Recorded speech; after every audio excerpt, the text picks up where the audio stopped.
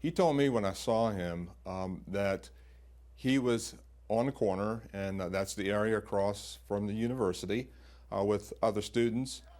He was talking to the person at the front door of the particular pub, I guess is the bouncer, and suddenly he was asked to come over to speak with an ABC officer.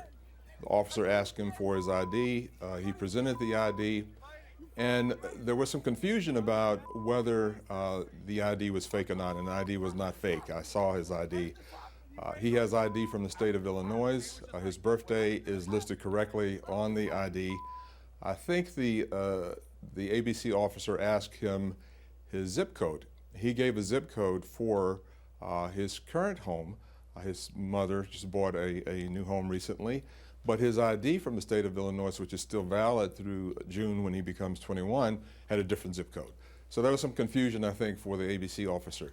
Then he was asked to go over and speak to another ABC officer, and he was asked about his ID again, and I think he showed his ID. And then there were some words exchanged when he was accused of having a fake ID, and then things escalated. And then he told me then he was pushed the back of his neck down to the hard pavement, which is a brick pavement in front of the pub. So what do you... And then that's when he sustained his injuries. So what do you make of this incident? I mean, as in the position that you're in. Right. As an emergency physician, you know, I've seen all sorts of injuries, gunshot wounds, stabbings. I mean, I've even intubated young folks who breathing 4 times a minute due to alcohol. I've taken care of people with ankle sprains and various other things, and also taking care of individuals who've been intoxicated. He apparently was not intoxicated by way of a breathalyzer test. So a breathalyzer test was done? A breathalyzer test was done. He told me, now I don't have the results of that, but the breathalyzer test was done at the police station, and it did not indicate that he was intoxicated.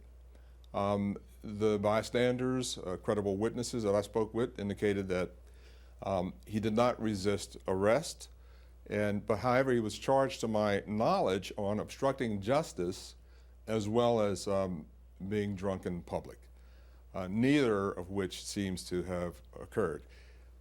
Even if so, no one should have been treated this way, that brutally, pushed down on the hard rock pavement and sustain trauma like he did. He had a vertical laceration, forehead into his scalp, which I saw, and I saw where the stitches were placed, 10 stitches, ecchymotic places, bruising, redness, abrasions about his face that should not have happened.